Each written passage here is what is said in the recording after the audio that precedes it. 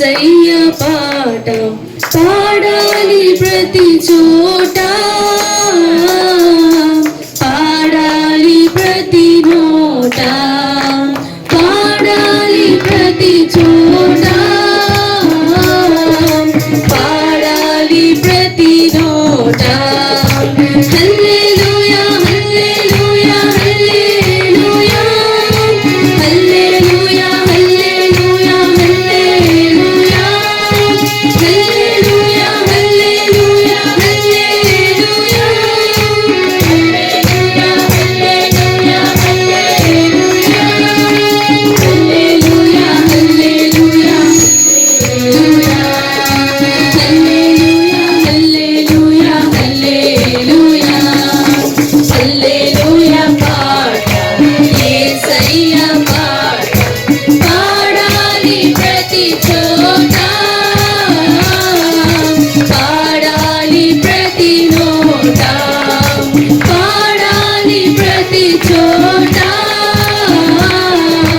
పాడాలి ప్రతి నోట. బంధాలలో వేసిన, చెరసాలలో వేసిన, బంధాలలో వేసిన, చెరసాలలో వేసిన, స్తుతి పాటలే పాడుమా, ప్రభు యేసునే వేడుమా,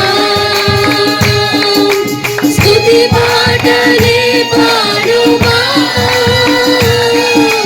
ప్రభు యేసునే వేడుమా, ప్రభు యేసునే వేడుమా, ప్రభు యేసునే వేడుమా. హల్లెలూయా పాట యేసయ్య పాట పాడాలి ప్రతి చోట, పాడాలి ప్రతి నోట, పాడాలి ప్రతి చోట, పాడాలి ప్రతి నోట. నే వచ్చినా నష్టంబులే వచ్చినా, కష్టంబులే వచ్చినా, నష్టంబులే వచ్చినా, స్తుతి పాటలే పాడుమా, ప్రభు యేసునే వేడుమా, స్తుతి పాటలే పాడుమా, ప్రభు యేసునే వేడుమా, ప్రభు యేసునే వేడుమా, ప్రభు యేసునే వేడుమా. హల్లెలూయా పాట యేసయ్య పాట పాడాలి ప్రతి చోట, పాడాలి ప్రతి నోట, పాడాలి ప్రతి చోట, పాడాలి ప్రతి నోట. శత్రువులు శ్రమ పెట్టినా, సైతాను బాధించినా, శత్రువులు శ్రమ పెట్టినా,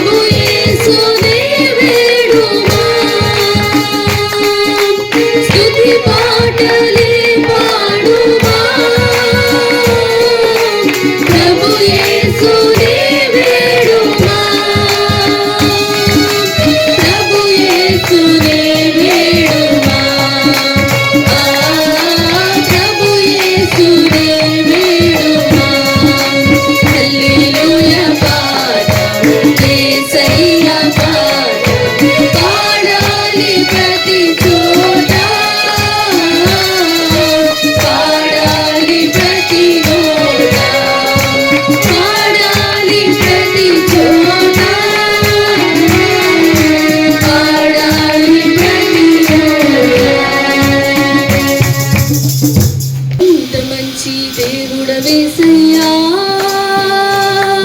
నీవెంత మంచి దేవుడవేసయ్యా చింతలన్నీ తీరేనయ్యా నిన్ను చేరగా ఎంత మంచి దేవుడవేసయ్యా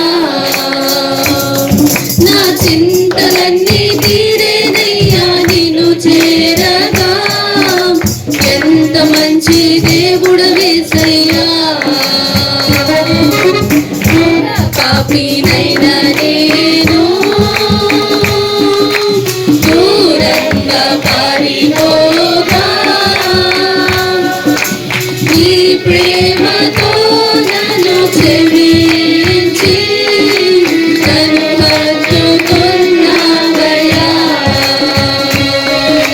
నీ ప్రేమతో నన్ను క్షమించి నన్ను హత్తుకున్నావయ్యా ఎంత మంచి దేవుడవేసయ్యా నీవెంత మంచి దేవుడవేసయ్యా చింతలన్నీ తీరేనయ్యా నిన్ను చేరగా ఎంత మంచి దేవుడవేసయ్యా నా చింతలన్నీ తీరేనయ్యా నిన్ను చేరగా ఎంత మంచి దేవుడవేసయ్యా నాకున్న వారందరూ నన్ను విడచిపోయినను ఎన్నెన్నో ఇబ్బందులకు గురి చేసినా నన్ను నీవు విడువలేదయ్యా ఎన్నెన్నో ఇబ్బందులకు గురి చేసినా నన్ను నీవు విడువలేదయ్యా ఎంత మంచి దేవుడవేసయ్యా నీవెంత మంచి దేవుడవేసయ్యా చింతలన్నీ తీరేనయ్యా నిన్ను చేరగా ఎంత మంచి దేవుడవేసయ్యా నా చింతలన్నీ తీరేనయ్యా నిన్ను చేరగా దేవుడవేసయ్యా నీవు లేకుండా నేను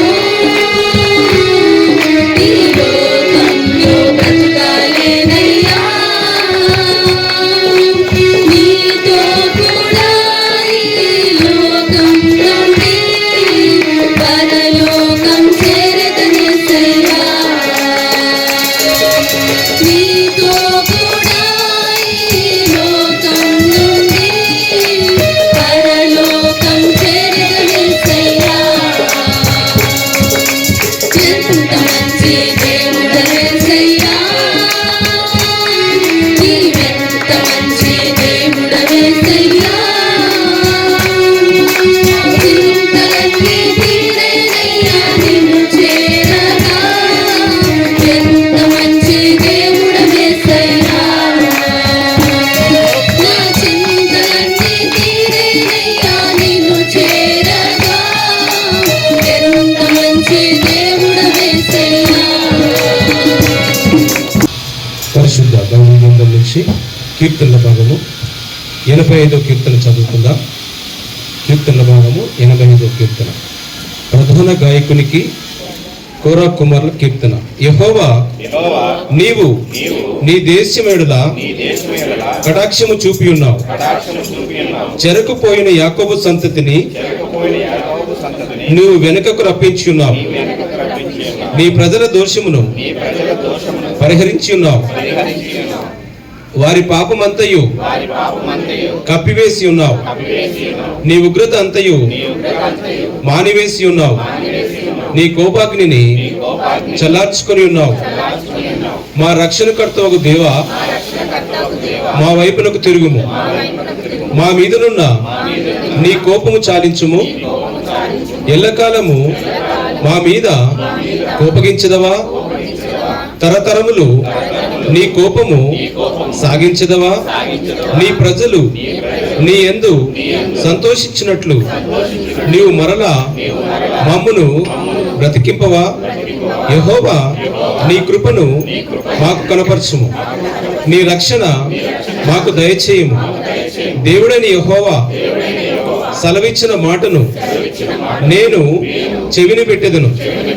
ఆయన తన ప్రజలతో తన భక్తులతోనూ శుభవచనము సెలవిచ్చును. వారు మరలా బుద్ధిహీనులు కాకుందురుగాక. మన దేశంలో మహిమ నివసించినట్లు ఆయన రక్షణ ఆయనకు భయపడు వారికి సమీపంగానున్నది. కృపా సత్యములు కలిసి కొన్నవి, నీతి సమాధానములు ఒకదానికొకటి ముద్దు పెట్టుకున్నవి. భూమిలో నుండి సత్యము మొలుచును, ఆకాశంలో నుండి నీతి పారదూచును. యెహోవా ఉత్తమైన దాన్ని అనుగ్రహించును, మన భూమి దాని ఫలమిచ్చును. నీతి ఆయనకు ముందు నడుచును, ఆయన అడుగుజాడల్లో అది నడుచును. చదవబడ్డ వాక్యము దేవుడు దీవించి ఆశీర్వదించి మహిమ పొందునుగాక. ఆమేన్. నీవు లేకుండా నేను ఈ లోకంలో బ్రతకాలేనయ్యా, నీతో కూడా ఈ లోకం నుండి పరలోకం చేరుదనెస్సయ్యా, నీతో కూడా ఈ లోకం నుండి పరలోకం చేరుదనెస్సయ్యా. ఎంత మంచి దేవుడవేసయ్యా, నీవెంత మంచి దేవుడవేసయ్యా. మా చింతలన్నీ తీరేనయ్యా నిన్ను చేరగా. ఎంత మంచి దేవుడవేసయ్యా, నా చింతలన్నీ తీరేనయ్యా నిన్ను చేరగా. ఎంత మంచి దేవుడవేసయ్యా. ఘోర పాపినైనా నేను దూరంగా పారిపోగా, నీ ప్రేమతో నన్ను క్షమించి నన్ను హత్తుకున్నావయ్యా. నీ ప్రేమతో నన్ను క్షమించి నన్ను హత్తుకున్నావయ్యా. ఎంత మంచి దేవుడవేసయ్యా, నీవెంత మంచి దేవుడవేసయ్యా. చింతలన్నీ తీరేనయ్యా నిన్ను చేరగా. ఎంత మంచి దేవుడవేసయ్యా, నా చింతలన్నీ తీరేనయ్యా నిన్ను చేరగా. ఎంత మంచి దేవుడవేసయ్యా. అరే నీళ్ళు వస్తేనే నీళ్ళు వచ్చేటప్పుడు పట్టుకోవాలి. నీళ్ళు మరలా ఎప్పుడు వస్తాయి? ఎల్లుండి వస్తాయి. రథం ఉందామన్నమాట. ఎంతసేపు వస్తాయి నీళ్ళు? 2 గంటలు వస్తాయి. దయతో నేనేమన్నానంటే అవకాశం ఉన్నప్పుడు ఎంకరేజ్ చేయని మనుషుల్ని, ఇతరుల కొరకు ప్రయత్నం చేస్తాం, పని చేయడానికి ఇష్టపడతాం. అందరూ దొరకరండి, అందరూ సాక్రిఫైస్ చేయడానికి ఇష్టపడరు, అందరూ మోకాల మీద రావడానికి, అందరూ ఉపవాసాలు ఉండడానికి ఇష్టపడరు, అందరూ భగవంతుని పూజించడానికి ఇష్టపడరు. అందుకే ఎన్నిక మోషే అని అంటారు, కోరహ కుమారుల తండ్రి, నువ్వు ఒక్కడివే పరిశుద్ధులువా?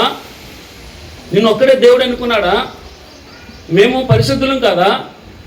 నీతో మాకేం పని? ఇంకా నీతో మాకు పని లేదు. ఏమన్నాడమ్మా? నీతో మాకు పని లేదు. అప్పుడు సరే మంచిదే, రెండు దేవుని దగ్గరికి వెళ్దాం అన్నాడు. తనతో పాటు 250 మంది వచ్చారు. ఎంతమంది అమ్మా? దాతాను అభిరాములతో కలిసి 250 మంది వచ్చారు. 250 మంది వస్తే అందులో 250 మంది ప్లస్ ఈ కుటుంబం అంతా కూడా వారికి కలిగి ఉన్నదంతా కూడా నెరవేర్చింది, లోపలికి లాగేసుకుంది. దేవుడు ఏమన్నాడంటే మోషే అహరోనుని పిలిచి మీరు పక్కకు తప్పుకోండి, మొత్తం అందరూ నాశనం చేస్తానన్నాడు. వద్దొద్దయ్యా, తప్పు చేసిందేమో కోరాహు కదా. వారందరూ ఏం చేశారు? అన్ని పుణ్యం తెలియని వారు. దైవజనుడు సమాజం పక్షాన పోరాడుతున్నాడండి, ప్రార్థనలు చేస్తున్నాడు, దేవుణ్ణి బ్రతులాడుతున్నాడు. మంచిదే. అయితే సంఖ్యాకాండం 25 వచ్చే 16 వచ్చిన కదండి, 26, 11. కోరాహు కుమారులు అక్కడ లేరట, బ్రతికారట. కోరాహు కుమారులు అక్కడ లేరు. ఎక్కడున్నారు కోరాహు కుమారులు? ఎక్కడున్నారు? దేవుని మందిరంలో ఉన్నారు, దేవుని మందిరంలో ఉన్నారు. అందుకే 84వ కీర్తనలో వారు అంటారు, సైన్యములకు అధిపతి యెహోవా నీ నివాసములు ఎంత రమ్యములు అంటూ 4వ వచనంలో, ప్రభువా నీ మందిరమునందు నివసించు వారు ధన్యులు. ఎవరు ధన్యులమ్మా? నీ మందిరమునందు, నీ సహవాసంలో. అందుకే సహవాసంలో కూడుకునట మానుకోవద్దు, అవకాశాన్ని జారబెట్టొద్దు. పెళ్ళిళ్ళు రేపైనా వస్తాయి, ఇంకో పెళ్ళికి వెళ్ళొచ్చు, లేకపోతే అబ్బాయి పుట్టినప్పుడు వెళ్ళొచ్చు. ఆరాధన నియామక కూడికలకి అవకాశం ఉన్నంత మట్టికి జారు విడుచుకోవద్దు. అవకాశం విడిచిన తర్వాత బాధపడి ఉపయోగం ఉండదు. అయ్యో నీకు సమయం ఇచ్చానే, ఆ సమయాన్ని సద్వినియోగం చేసి అయ్యో ఎంత దుర్మార్గునని మనం బాధపడాలి. తర్వాత నీ నివాసమందు, నీ మందిరమునందు నివసించే వారు ధన్యులు. 5వ వచనంలో నీ వలన బలమునందు వారు ధన్యులు. 2వది ఏంటమ్మా? నీ మందిరమునందు నివసించే వారు ధన్యులు, నీ వలన బలమునందు వారు ధన్యులు. 12వ వచనంలో నీ యందు నమ్మిక ఇచ్చు వారు ధన్యులు. ప్రభా, ఎంత గంభీరంగా 84వ కీర్తన 2 రోజులు 3 రోజులు చెప్పాం. అంటే నిన్న ఉపవాస కూడుకులుగా 84వ కీర్తన, తర్వాత అంతకుముందు ఒక మీటింగ్లో చెప్పాను, తర్వాత ఇక్కడ అంటే ఈ వారంలో నేను చెప్తాను. ఎంత గంభీరమైనటువంటి ప్రభువా, ఎలాగైనా సరే ఏమన్నాడు ఇక్కడ? నీ మందిరమునందు నివసించాలి. ఎక్కడ నివసించాలమ్మా? నీ మందిరమునందు నివసించాలి.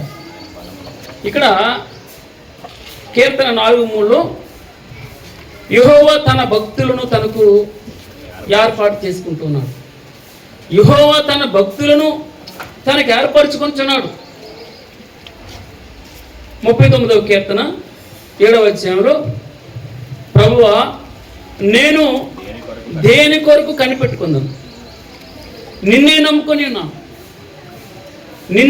ఉన్నాను ప్రభా. దేని కొరకు అందుకే భక్తుడు ప్రార్థన చేస్తూ సైన్యములకు అధిపతికి యెహోవా నీ నివాసములు ఎంత రమ్యములయ్యా, యెహోవా మందిరములను చూడవలనని నా ప్రాణం ఎంతో ఆశపడుతుంది.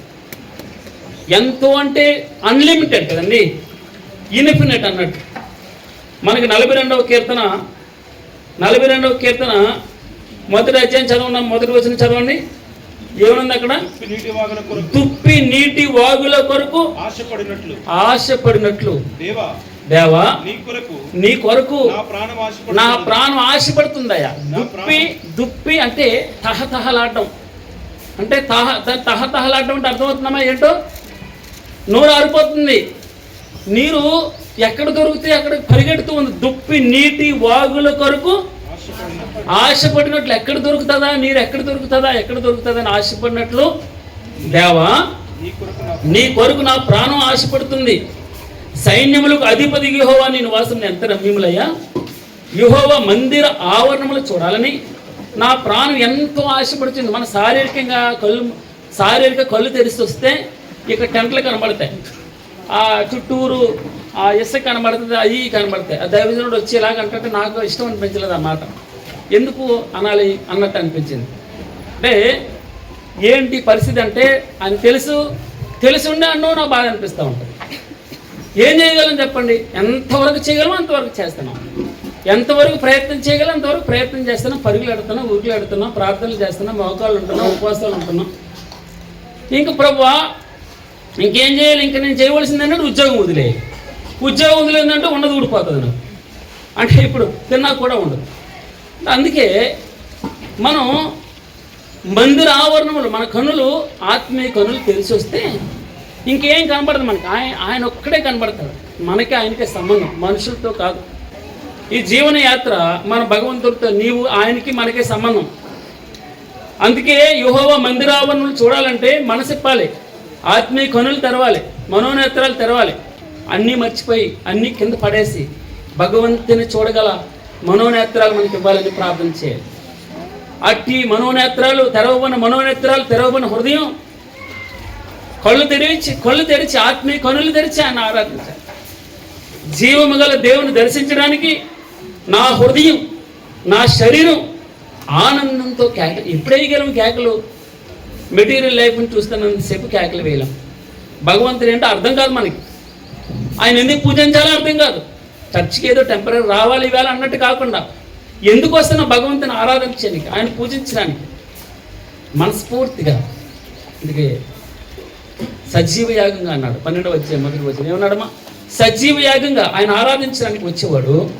సజీవ యాగంగా అంటే ఒకసారి ఇచ్చేసి వెనక్కి తీసుకోకూడదు. ఒకసారి వెనక్కి ఇస్తే మన సరెండర్ అయితే మరలా వెనక్కి వెళ్ళకూడదు, మనం వెనక్కి వెళ్ళకూడదు. అందుకే నన్ను ప్రేమించు వారిని ఆస్తికర్తలుగా చేయగలను. నాకు ఆశ్చర్యం అనిపించింది, ఇదేంటి ప్రభు అని. 8వ అధ్యాయం 21 కరెక్ట్గా నేను ఏం తీసినా అదే తీస్తాను, ఆ వాక్యాన్ని తీస్తాను. నన్ను ప్రేమించు వారిని ఆస్తికర్తలుగా చేస్తాను, వారి నిధులను నింపుతానని నాతో పరిశుద్ధాత్మ దేవుడు మాట్లాడుతున్నాడు. ఎలా దర్శనం అవ్వచ్చు లేదా వాక్యం అవ్వచ్చు, వాక్యాన్ని చూపిస్తాను మీకు. నన్ను ప్రేమించు వారిని ఆస్తికర్తలుగా చేయును, వారిని నిధులను నింపుతాను. ఆ వాక్యాన్ని ఎత్తిపట్టి కాసేపు ప్రార్థన చేసి అప్పుడు మరలా వాక్యం ముందర వేసుకుని కూర్చుంటే అప్పుడు పైన ఇంకొక మాట ఉంటుంది. 17వ అధ్యాయంకి వెళ్ళాను అన్నమాట. నన్ను ప్రేమించు వారిని నేను ప్రేమించుచున్నాను, నన్ను జాగ్రత్తగా వెతుకు వారు నన్ను కనుగొందురు. ఐశ్వర్య ఘనతలు స్థిరమైన కలిమియు నీతియు నా ఎత్తు ఉన్నది. ఎంత మంచి మాట అండి. ఆ మాట చదువుతుంటే ఎగ్జాక్ట్లీ 3:05 అయింది. ఆ వాక్యం చదువుతుంటే ఐశ్వర్య ఘనతలు స్థిరమైనటువంటి కలిమి. ఏదండి శ్రీనివాస్ గారు, ఏ కలిమి అంటది? స్థిరమైనటువంటి కలిమి అంటే హెచ్చు ఉండదు, తగ్గు ఉండదు, స్థిరంగా ఉంటుంది, స్టాండర్డ్గా ఉంటుంది. ఆ తగ్గదు, పెరగదు. స్థిరమైన కలిమి భగవంతుడు ఇస్తారని చెప్తున్నాడు. మేలిమి బంగారు కంటెను అపరంచి కంటెను ఆయన వలన కలుగు ఫలం మంచిది అని వ్రాయబడింది. ప్రశస్తమైన వెండి కంటే నా వలన వచ్చుబడి దొడ్డది. సంబంధం లేదు కదా దానికి దీనికి వాక్యానికి. నేనేమో 85వ కీర్తన చెప్పాలి ఈ రోజుని. తెల్లవారుజామున 3 గంటలు లేస్తే నాకు దేవుడు నన్ను ప్రేరేపించి నాకు ఇచ్చిన దర్శనం, నాకు ఇచ్చినటువంటి వాక్యం, నన్ను ప్రేమించు వారిని ఆస్తికర్తలు. ఎవరు ప్రేమిస్తారు? నేను ఎలా ప్రేమించాలి అంటే యోహాను సువార్త 1వ యోహాను పత్రిక 5వ అధ్యాయం 3వ వచనంలో ఒక రిఫరెన్స్ చూపిస్తాడు దేవుడు. మనము ఆయన ఆజ్ఞలను గైకొనుటయే దేవుని ప్రేమించుట. ఆయన ఆజ్ఞలు భారమైనవి కావు. దేవుని మూలముగా పుట్టిన వారందరూ లోకమును జయించుదురు. ఎంత మంచి మాట. మీరు ఎత్తిపెట్టి ఆరాధన చేద్దాం. దేవుని మూలముగా పుట్టిన వారందరూ లోకమును జయించుదురు. లోకమును జయించిన విజయం మన విశ్వాసమే. చూడండమ్మా ఏమన్నాడు అక్కడ? లోకమును జయించిన విజయం మన విశ్వాసమే. యేసు దేవుని కుమారుడిని నమ్మువాడు తప్ప లోకమును జయించేవాడు మరి ఎవడు? నాకు ఉదయం నేను అలాగే ధ్యానం చేస్తుంటే నాకు దేవుడు ఏం చెప్తున్నాడంటే, నువ్వు వాక్యం చెప్తున్నావు మంచిగా ఉంది కానీ యేసుక్రీస్తు వారిని కరెక్ట్గా ప్రజెంట్ చేయట్లేదని నాకు దేవుడు హెచ్చరించాడు. నువ్వు కరెక్ట్గా ప్రజెంట్ చేయలేకపోతున్నావు, కరెక్ట్గా యేసుక్రీస్తు వారిని గణపరచలేకపోతున్నావు, యేసుక్రీస్తు వారిని నువ్వు కరెక్ట్గా ఇతరులకి పంచుకోలేకపోతున్నావు.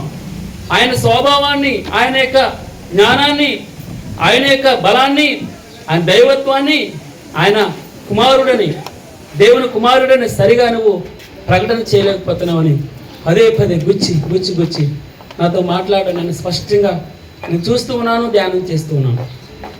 యేసు దేవుని కుమారుడని నమ్మువాడు తప్ప లోకమును జయించువాడు మరి ఎవడు?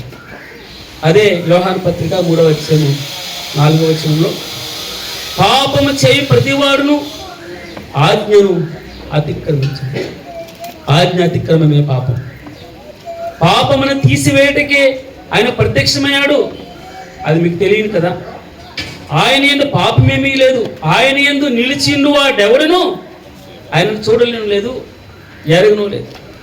8వ వచనంలో అపవాది మొదటి నుండి పాపం చేయుచున్నాడు కనుక పాపం చేయవాడు అపవాది సంబంధి. అపవాది యొక్క క్రియలను లయపరచుటకే దేవుని కుమారుడు ప్రత్యక్షమయ్యాడు. దేవుని మూలముగా పుట్టినవాడు ప్రతి వానిలో ఆయన బీజం నిలిచిన కనుక వాడు పాపం చేయడు. వాడు దేవుని మూలంగా పుట్టినవాడు గనుక పాపము చేయజాలడు. స్తోత్రం. ఆరాధన చేద్దాం. ఆయన ఇచ్చే హెచ్చరిక ఆరాధన అవ్వాలి మనకి. వాడు దేవుని మూలముగా పుట్టినవాడు కనుక పాపము చేయజాలడు. చివరిగా ఆయన నాకు ఇచ్చిన రిఫరెన్స్ చూపిస్తాను చూడండి. సామెతలు 8:34లో అనుదినము నా గడప యొద్ద కనిపెట్టుకుని నా ద్వారబంధముల యొద్ద కాచుకొని నా ఉపదేశం వినివారు ధన్యులు, నన్ను కనుగొనివాడు జీవమును కనుగొంటాడు. యెహోవా కటాక్షము వానికి కలుగుతుంది. స్తోత్రం చెప్తాం. హల్లెలూయా. యెహోవా కటాక్షము వానికి కలుగుతుంది. ఇదిగో ఆయన మందిరంలో నివసించేవాడు ధన్యుడు అని రాయబడింది. ఎవరు ధన్యులు? ఆయన మందిరంలో నివసించేవారు ధన్యులు. ఎవరు ధన్యులు? ఆయన వలన బలం పొందేవారు ధన్యులు. ఆయన యందు నమ్మిక ఉంచే వారందరూ ధన్యులని వ్రాయబడింది. ధన్యులు. ఎక్కడొస్తుంది కలిమి? ఆయనతో ఉంటే వస్తుంది. ఆయనతో ఉండాలంటే పాపం చేయడానికి వీలేదు. అది పాపం అంటే ఏమని చెప్పాము ఇప్పుడే? ఆజ్ఞాతిక్రమం. పాపం ఎవడు చేస్తాడు? అపవాది సంబంధి పాపం చేస్తాడు. మీలో దేవుని బీజం ఉంది కనుక మీరు పాపము చేయజాలరు అన్నాడు. అది హృదయంతో అవనవండి, శరీరంతో అవనం. సరే, మంచిది. 85వ కీర్తన నేను త్వరగా చదివేస్తాను. చదివేసి మనం ఆరాధనకి వెళ్తాం, సమయం అవుతుంది. 85వ కీర్తన. యెహోవా నీవు నీ దేశం ఎడల కటాక్షము చూపినావు, చెరకు పోయిన యాకోబు సంతతిని నీవు వెనకకు రప్పించినావు. ఎవరడమా? యెహోవా నీవు నీ దేశమును నీ దేశం ఎడల కటాక్షం చూపించినావు. ఏం చూపించాడమ్మా? కటాక్షం చూపించాడట. చెరకు పోయినటువంటి, చెరకు అంటే ఏంటి? బందీ. ఏమైందమ్మా? ఏమైందమ్మా? విన్నారన్నమాట. బందీ అయిపోయారు, చెరలో పట్టబడ్డది. దాస్యత్వం, అగ్ని కొలిమి, పాపం అనే దాస్యం. ఏదమ్మా? ఏంటది? పాపం అనే దాస్యత్వంలో ఉంది. అగ్ని కొలిమిలో ఉన్నారు 430 సంవత్సరాలు. వారి గురించి వదిలేండి. మన జీవితాలు ఇంకా పాపపు దాస్యత్వంలో ఉన్నాయా? ఎవరి కాడి క్రింద మనం ఉన్నాం? ఏ ఆశతో బతుకుతున్నాం? దేన్ని పట్టుకుని ఇంకా వదిలిపెట్టలేదు. ఆయనకు అయిష్టమైంది, ఇంకా ఆయాస్కరమైనది ఎక్కడ మన జీవితాలు ఉన్నాయి? భగవంతుడు 85వ కీర్తన ద్వారా ఆయన ఆరాధన చేయడానికి అవకాశం కల్పించుకున్నాం. యెహోవా నువ్వు నీ దేశమును, నీ దేశం అంటే నన్నే పెట్టుకున్నావు, నన్ను నువ్వు కాపాడుతున్నావు, నా ఎడల నువ్వు కటాక్షం చూపిస్తున్నావు ప్రభు. చెరకు పోయిన యాకోబు నువ్వు వెనుకకు రప్పించినావు. అనేక సార్లు కుక్క, విన్నారన్నమాట, కుక్క తన వాంతికి తిరిగినట్లు. నిద్రపోకుండా శ్రీనివాస్ గారు ఏమన్నా? కుక్క తన వాంతికి తిరిగినట్లు. ఇంటికి నా వైపు చూడండి. కుక్క తన వాంతికి తిరిగినట్లు, కడగబడిన పంది బురదలో మరలా మరలా మరలా దొరికినట్లు అంటున్నాడు. చెరకు పోయినటువంటి యాకోబు. చెరకు అంటే ఏంటి? బందీ. బందీగా పట్టుబడి పాపానికి చేసిందే చేసింది. యాలో వస్తాం తప్పెట్టుకుని మళ్ళీ రేపు మావులే. మళ్ళీ ప్రభువాన్ని కడుగు, పళ్ళ ఆయన ముందర తీసుకునే పిల్లలు పళ్ళ ముందు మనం తీసుకుంటూ ఉంటాం. ఆయన చేతిలో చేయి వేస్తాం, ఆయన శరీరం మీద చేయి వేస్తాం, పాపాన్ని ఒప్పుకుంటాం. మరలా ఇంటికి వెళ్ళినట్టే మనం మర్చిపోతాం, మళ్ళీ దొల్లేస్తాం బురదలో. అంటాడు దేవుడు, నా మాట కాదు. మరల బురదలో దొరుకుతాం. ఎవరి గురించో అన్యాయంగా మాట్లాడతాం, ఎవరి గురించో అక్రమంగా మాట్లాడతాం, పక్షపాతంగా వ్యవహరిస్తాం. మా నోటి మాట, ప్రవర్తన, ఆలోచన అన్నీ కూడా కుక్క తన వాంతికి తిరిగినట్లు, కడగబడిన పంది బురదలో దొర్లినట్టు. ప్రభు చెరకపోయాడు. చెరకు అంటే బందీగా పట్టబడ్డాడు. వారిని నువ్వు మరలా వెనక్కి రప్పిస్తున్నావు ప్రభు. నీ ప్రజల దోషమును పరిహరింపినావు. అబ్బా, ఎంత మంచి మాట! ఆయన పరిహరించకపోతే, ఆయన పాపాన్ని క్షమించకపోతే, ఆయన నీ పాపను నా పాపను క్షమించకపోతే మనం ఎన్నిసార్లు సిలివేయలేదండి. మీరంతా మీరు గుండెల మీద చేయి నేను సిలివేయలేదు అని చెప్పండి ఎవరైనా. నేనంటాను నేను ఎన్నోసార్లు సిలివేస్తాను ఇప్పుడు. మీరు అనుకోండి నేను ఎన్నిసార్లు సిలివేశాను అని మనసులో అనుకోండి. మీరు నిజంగా సిలివేయలేదా ఆయన్ని? ఆయన ముఖం మీద ఉమ్మేయలేదా? ఆయన చెంపల మీద కొట్టలేదా? ఎవరి గురించే నీకెందుకండి? ఎవరి గురించే నీకెందుకు? నీ జీవితం ఏంటి? నీవేంటి? నేనేంటి? అంతే. ఇతరుల గురించి మనకు ఆయన ఆరాధించడానికి వచ్చినప్పుడు మన పరిస్థితి ఏంటి? మనం ఎలాగా ఆయన ముఖం మీద ఉమ్మేయలేదు, ఆయన బల్లి పోటీ చేయలేదు, ఆయనకి ఎందుకు మనం చెరకివ్వలేదు? ఆలోచన చేయాలి. పరిశుద్ధాత్మ దేవుడు నిన్ను నన్ను బాగా తడతా ఉంటాడు. దాన్ని ఏమంటే బాగా కడగాలని ఇష్టం ఆయనకి. వాక్యం ఇచ్చాను. వాక్యపు వెలుగు ఏంటమ్మది? వాక్యం 90వ కీర్తనలు, నీ వాక్యం అనే వెలుగులో ప్రభు నా రహస్య పాపాలు కనబడతాయి, నా యాక్చువల్ సిచ్యువేషన్ కనబడుతుంది. చెరకుపోయిన యాకోబు సంతతిని నువ్వు వెనకకు రప్పించింది, నీ ప్రజల దోషమును పరిహరించినావు, వారి పాపమంతా కప్పివేసిన. ఎంత మంచి మాట అండి.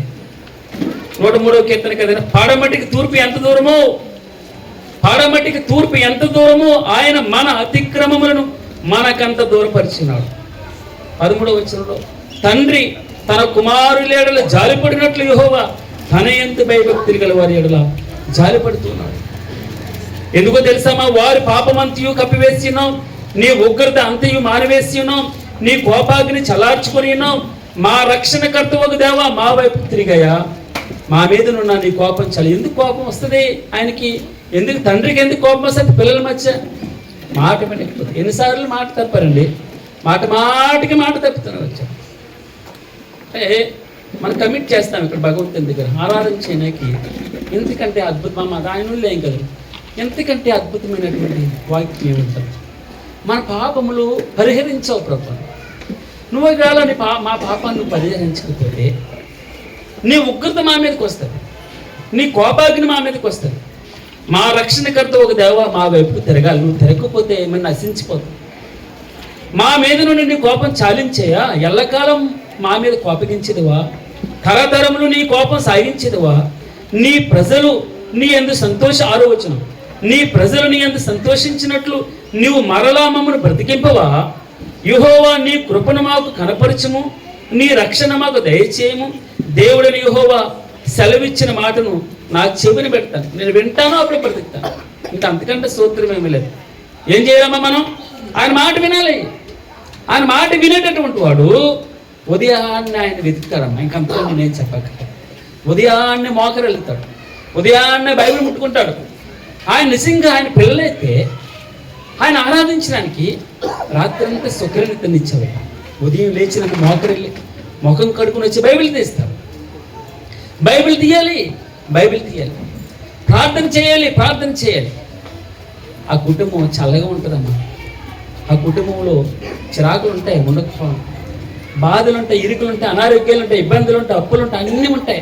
అన్నీ ఉన్నా కూడా ఏ కుటుంబంలో తన పిల్లలతో పాటు బైబిల్ తీస్తారో, తన పిల్లలతో పాటు పాటలు పాడతారో, కుటుంబ ప్రార్థనలు జరుగుతాయో, ఉదయం లేచిన వెంటనే వాక్యము ప్రార్థన ఏ ఇంట్లో ఎప్పుడు గడమని వింటూ ఉంటుందో అక్కడ సాతాను ఉండడు, పాపం ఉండదు, అశాంతి ఉండదు.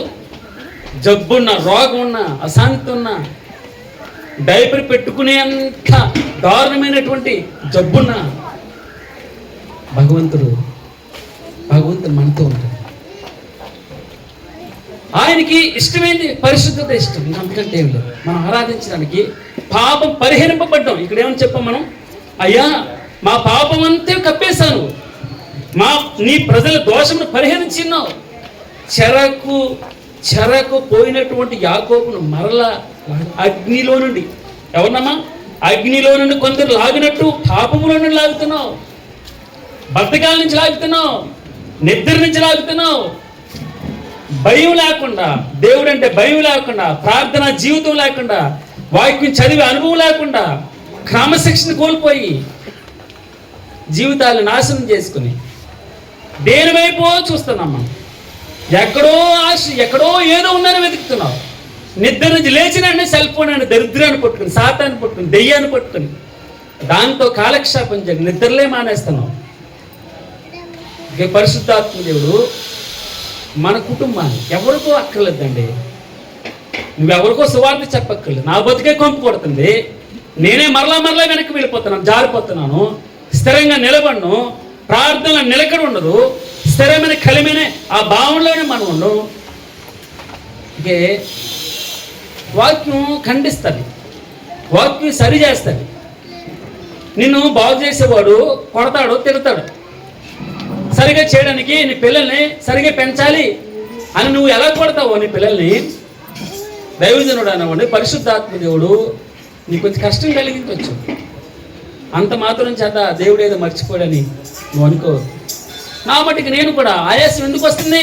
నా దరిద్రం కాదు, నా పాపం కాదు, ఎందుకు ఇతరులను నిందించడం, నా అవిశ్వాసమైనటువంటి బ్రతుకు కాదు, ప్రార్థన లేమి కాదు, వాక్యాన్ని సరిగా వివరించడం వెరచడం కాదు.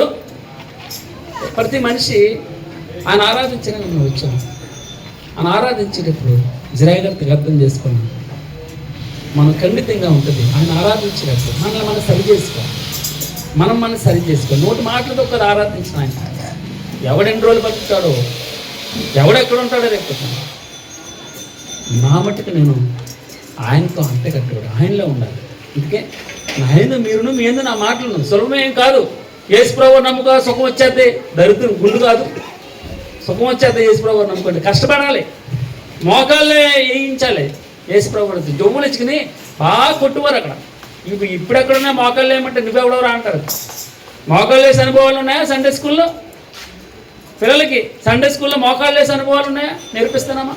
మనమే ఇస్తే కదా, మనం పాడితే కదా, మనం వాక్యం చదివితే కదా. దేవుడు ఏమంటాడంటే ఇతరుల గురించి ఎప్పుడు వద్దాయా, నేను నిన్ను మరలా రప్పించాను వెనక్కి, చెర నుండి వెనక్కి రప్పిస్తున్నా, పాపం నుండి రప్పిస్తున్నా. మనం రుచి అంటే అది ఏంటో తెలియాలి కదా. వాక్యం అంటే రుచి అంటే కదా, దేనికంటే తీయగా ఉంటుంది నువ్వు చెప్తే కాదు, నువ్వు అనుభవిస్తే కదా నీ పిల్లలకి తెలిసేది. ఈ పరిశుద్ధాత్మ దేవుడు, నేను ఏదో ఎక్కడికి వెళ్తాను సబ్జెక్ట్ కానీ మరి జాగ్రత్తగా వినండి. మన హృదయం నొచ్చుకోవాలమ్మా, అదే నేను చెప్పాను. మీకు వినసంపైనటువంటి మాటలు చెప్పాలని నాకేమి అనిపించట్లేదు. అనుకున్నావు నువ్వు కానివ్వండి, అందరికీ మిస్మరేజ్ వాళ్ళు గుండు కాదు. నువ్వు పెద్ద దాన్ని ఏమంటారు ప్రసంగికుడు ఏంటి? నువ్వు సరి చేసుకో ముందు. ఎవరైనా యాక్సెప్ట్ చేస్తే ఒకరిద్దరు చాలు, అది భగవంతుడు ఇచ్చే మాట నాకు. అందుకే పరిశుద్ధాత్మ దేవుని మనస్ఫూర్తిగా ఆరాధన చేయడానికి మన హృదయాన్ని కొలపొడుచుకోవాలి, గొచ్చాలి వాక్యం. అందుకే ఇక్కడ 85వ కీర్తనలో ముగించేస్తాను. వెళ్ళిపోతాను. నీ ఉగ్రత అంతయు మానవేసి ఉన్నావు. 6వ వచనం, నీ ప్రజల్ని యందు సంతోషించినట్లు నీవు మరలా మమ్మను బ్రతికింపుగా. యెహోవా నీ కృప మాకు కనపరచుము, నీ రక్షణ మాకు దయచేయము. దేవుడైన యెహోవా సెలవిచ్చిన మాటను నేను చెవిని పెట్టదు. ఆయన తన ప్రజలతోనూ తన భక్తులతోనూ శుభవచనం సెలవిస్తాడు. ముగిస్తున్నాను.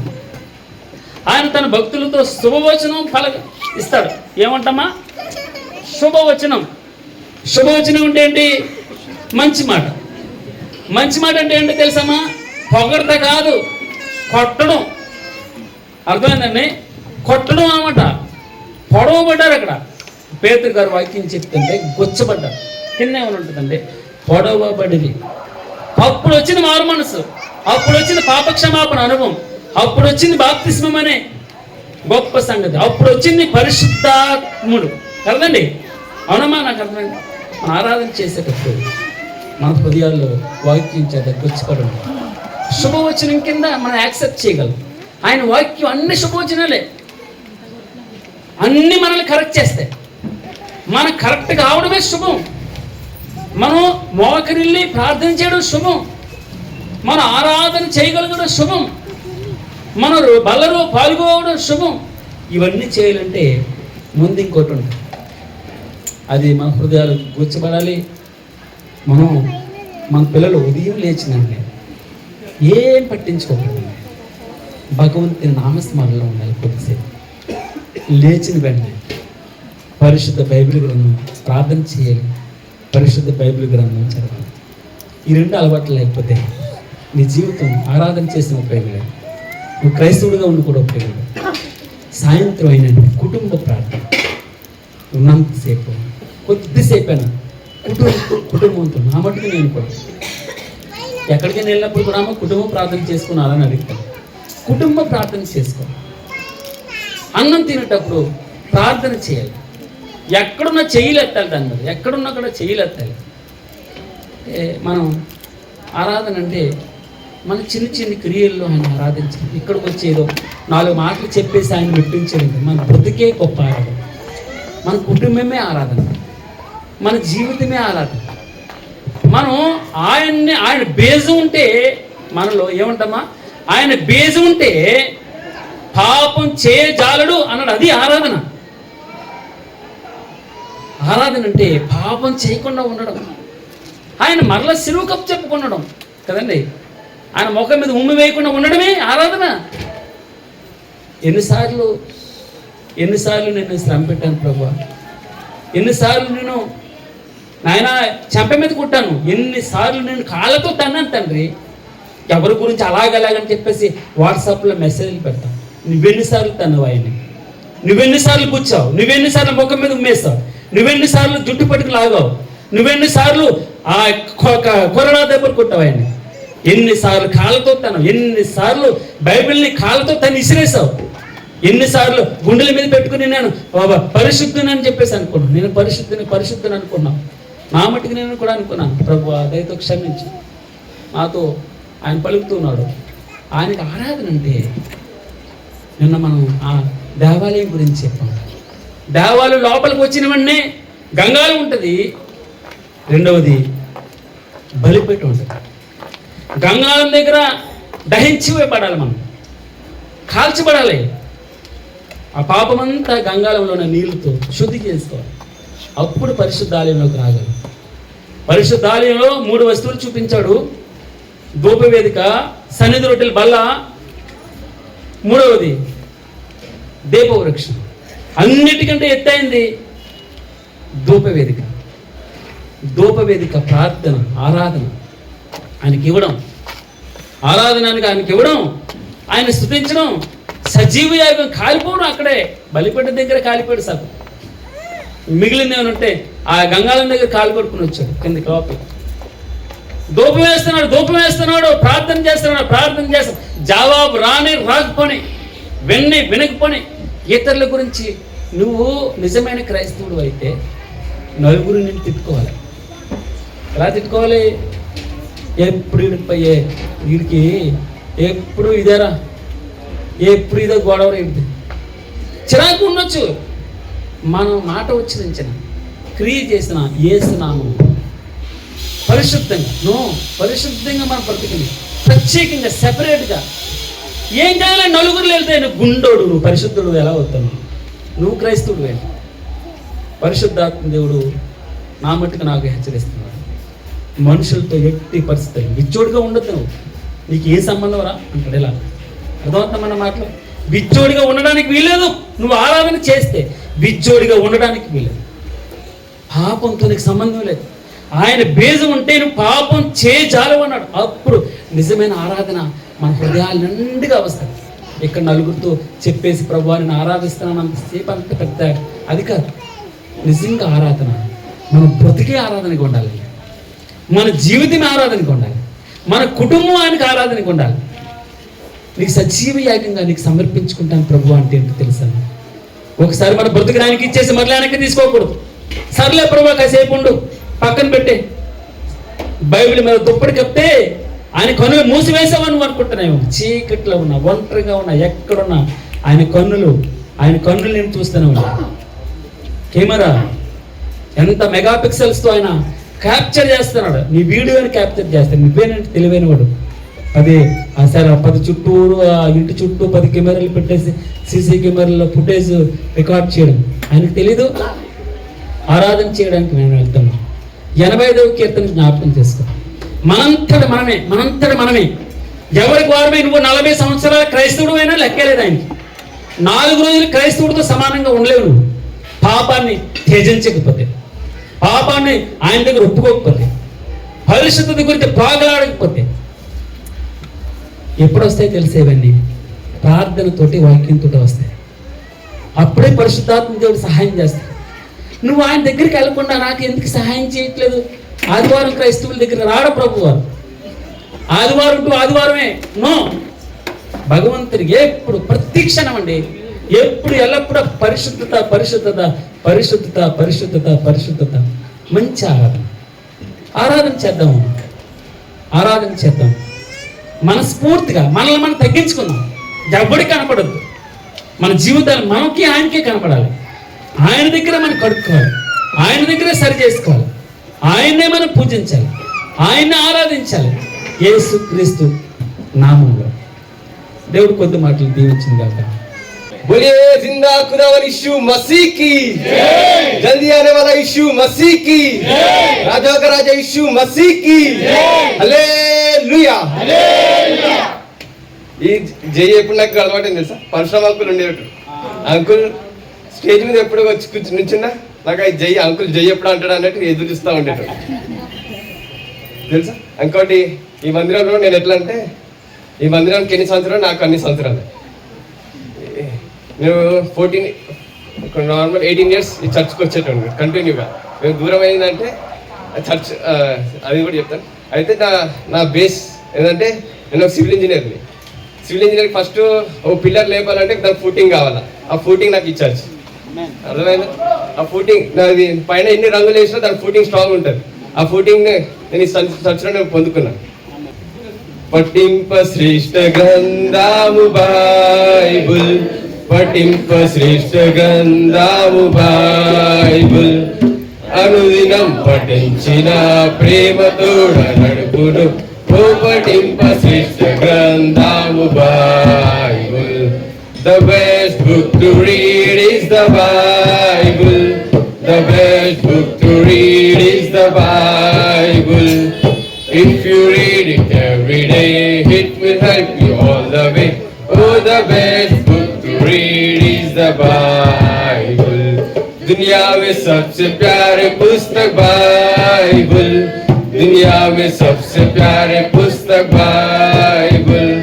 पढ़ेंगे उसको रोज बड़ोस, में कतरा कोई न हो.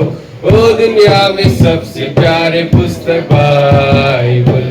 కీర్తనలు 27వ అధ్యాయము 14వ వచనము. కీర్తనలు 27వ అధ్యాయము 14వ వచనము. యెహోవా కొరకు కనిపెట్టుకొని ఉండుము, ధైర్యం తెచ్చుకొని నీ హృదయమును నిబ్బరంగా నుంచుకొనుము. చాలండి. ఇంగ్లీష్లో కూడా, wait on the Lord, be of good courage and he shall strengthen your heart. Wait I say on the Lord. ఇది మళ్ళీ తర్వాత చూసుకుందాము. ముందైతే ఇవాళ నా మెయిన్ అంశము ప్రార్థన. ఇందాక నుంచి ప్రార్థన ప్రార్థన అని అంకుల్ చెప్తానే ఉన్నారు. చాలా వర్డ్స్ కూడా సింక్ అవుతానే ఉన్నాయి, బట్ రిపీట్ అయినా ఏమనుకోకండి. సో ఫస్ట్ ప్రార్థన. ప్రార్థన అంటే ఏంటి? క్వశ్చన్. ప్రార్థన అంటే ఏంటి? దేవునితో మాట్లాడటం, దేవునితో ఒక సంభాషణ. ప్రార్థన వల్ల ఇంకేమవుతాయి అంటే, ఏం చేయగలుగుతాం మనం ప్రార్థనతో? గట్టిగా జయం కలుగుతుంది. మనకి దేవునికి ఉన్న రిలేషన్షిప్ మనము వ్యక్తపరచగలుగుతాము. ఇంకా దేవునితో మనము ఆరాధించగలుగుతాము, మహిమపరచగలుగుతాము. అనుదిన నిత్య లైఫ్ అప్డేట్స్ అని అన్నీ చెప్పగలుగుతాము. అండ్ ఏమైనా అవసరతలు ఉన్నా, కోరికలు ఉన్నా, ఇవన్నీ మనం చెప్పగలుగుతాము కదా. సో మొదటి పేతురు 5వ అధ్యాయము 7వ వచనము. మొదటి పేతురు 5వ అధ్యాయము 7వ వచనము. ఆయన మిమ్మును గూర్చి చింతించుచున్నాడు గనుక నీ చింత యావత్తు ఆయన మీద వేయుడి. ఆయన మన గురించి చింతిస్తున్నాడు కాబట్టి మన చింత యావత్తు ఆయన మీద వేయుడి. ఫిలిప్పీలకు రాసిన పత్రిక 4వ అధ్యాయము 6వ వచనము. దేని గురించి చింతింపకుడి గాని ప్రతి విషయంలోనూ ప్రార్థన విజ్ఞాపముల చేత కృతజ్ఞతాపూర్వకముగా మీ విన్నపములు దేవునికి తెలియజేయుడి. ఏ విషయాల్లో అంటే? ప్రతి విషయంలో మన విన్నపములను దేవునికి తెలియజేయాలి. ఎప్పుడెప్పుడు ప్రార్థన చేయాలంటారు? ప్రతి విషయంలో, అనుదినము, ఒక 3 రెఫరెన్సెస్ చెప్తాను, సైమల్టేనియస్గా ఓపెన్ చేయండి. లూకా సువార్త 18వ అధ్యాయం 1వ వచనము, ఎఫెసీయులకు రాసిన పత్రిక 6వ అధ్యాయం 18వ వచనము, మొదటి తెస్సలోనికు రాసిన పత్రిక 5వ అధ్యాయం 15వ వచనము. ముందు లూకా సువార్త 18వ అధ్యాయం 1వ వచనం. వారు విసుగక నిత్యము ప్రార్థన చేయుచుండవలెను. చాలండి. ఎఫెసీయులకు రాసిన పత్రిక 6వ అధ్యాయం 18వ వచనము.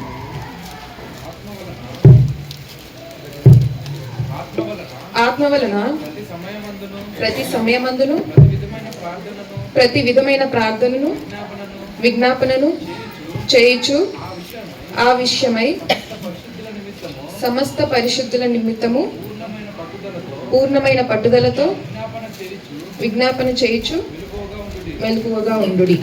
మొదటి తెస్సలోనికులు 5:15. ప్రతి విషయమందు లాస్ట్ లైన్ ఒకటి చదవండి. ఎడతెగక ప్రార్థన చేయుడి. ఎప్పుడెప్పుడు ప్రార్థన చేయాలి? ఎడతెగగా ప్రతి విషయంలో అన్ని విషయాల్లో ప్రార్థన అనేది చేయాలి. సో ప్రార్థనకు ఒక స్ట్రక్చర్ అనేది ఉంటుంది. ఫస్ట్ ఏం చేస్తాం ప్రార్థన స్టార్ట్ చేసేటప్పుడు? స్టార్ట్ ఎలా చేస్తాము? దేవుని జ్ఞాపకం చేసుకుంటాం, దేవుని మహిమపరుస్తాము. తర్వాత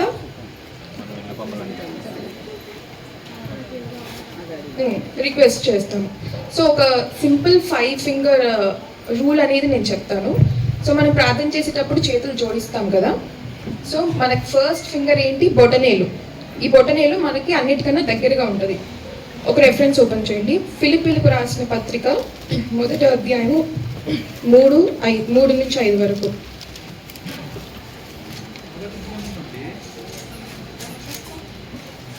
ఫిలిప్పీలకు రాసిన పత్రిక 1వ అధ్యాయము 1 దినము నుండి ఇది వరకు సువార్త విషయంలో మీరు నాతో పాలివారై ఉండుట చూచి మీలో ఈ సత్క్రియ ప్రారంభించిన వాడు యేసుక్రీస్తు దినము వరకు దానిని కొనసాగించునని రూఢిగా నమ్ముచున్నాను. ఇక్కడ ఎవరు రాశారు? ఇది ఎవరికి రాస్తున్నారు? పౌలు భక్తుడు ఫిలిప్పీలకు రాస్తున్నాడు. అయితే ఇక్కడ ఏమంటున్నారు? 1 దినము నుండి ఇది వరకు సువార్త విషయంలో మీరు నాతో పాలివారి ఉండుట చూచి. అంటే దీని మీనింగ్ ఏంటి? ఫస్ట్ ఈ బొటన వేలు గురించి. సో ఇది మనకి ఏం జ్ఞాపకం చేస్తుందంటే మన హృదయానికి ఆత్మీయులై ఉన్నవారు, దగ్గరగా ఉన్నవారు గురించి. అంటే మన తల్లిదండ్రులు కానీ, మన ఫ్రెండ్స్ కానీ, మన ఫ్యామిలీ కానీ, సంఘస్థులు కానీ, ఇరుగు పొరుగు వారు కానీ. తల్లిదండ్రులను సన్మానించమని ఒక ఆజ్ఞ ఉంది. నిన్ను వల్ల నీ పొరుగు వారిని ప్రేమించమని ఆజ్ఞ ఉంది. ఆ ఆజ్ఞ ప్రకారము మొట్టమొదటిగా మనకి ఆత్మీయులైన వారి గురించి ప్రార్థన చేయమని మన బొటన వేలు రిమైండ్ చేస్తుంది. రెండవది ఏంటి? ఏం వేలు? చూపుడు వేలు, పాయింటర్ ఫింగర్. మొదటి తెస్సలోనికు రాసిన పత్రిక 5వ అధ్యాయము 25వ వచనము. సహోదరులారా మా కొరకు ప్రార్థన చేయుడి. సహోదరులారా మా కొరకు ప్రార్థన చేయండి. మా అంటే ఎవరండి? ఇక్కడ మా అంటే అక్కడ ఆ కాంటెక్స్ట్ లో ఎవరు రాశారు? అది పౌలు గారు ఏంటి? ఆయన ప్రీచ్ చేస్తాడు, లైక్ బోధిస్తాడు. సో ఇప్పుడు పాయింటర్ ఫింగర్ అంటే ఏంటి? ఎవరైతే లీడ్ చేస్తారో, టీచ్ అంటే ఎవరైతే బోధిస్తారో, ఎవరైతే ముందుండి నడుపుతారో వారందరినీ జ్ఞాపకం చేసుకోవడం. మూడవది టాలెస్ట్ ఫింగర్, అంటే ఎత్తైన ఫింగర్ అన్నిటికన్నా. 1 తిమోతి 2వ అధ్యాయము 1-2. మనము సంపూర్ణ భక్తియు నాణ్యతయు కలిగి నెమ్మదిగాను సుఖముగాను బ్రతుకు నిమిత్తము అన్నిటికంటే ముఖ్యముగా మనుషులందరి కొరకును, రాజుల కొరకును, అధికారులందరి కొరకును విజ్ఞాపములను, ప్రార్థనలను, యాచనలను, కృతజ్ఞతాస్తుతులను చేయవలనని హెచ్చరించుచున్నాను. చాలండి. ఎవరి కోసం చేయాలంటే? 3 రాజుల కొరకు, అధికారుల కొరకు. ఇప్పుడైతే మన పొలిటీషియన్, మన లీడర్స్, పాలిటికల్ లీడర్స్ అందరి కొరకు, మనం ఆఫీస్కి వెళ్తే మన బాస్ కొరకు, మన మేనేజర్స్ కొరకు, వాళ్ళందరి గురించి మనము జ్ఞాపకం చేసుకోవాలి.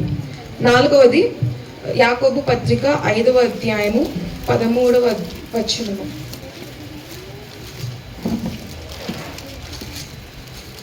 ఐదవ అధ్యాయము 13వ వచనము.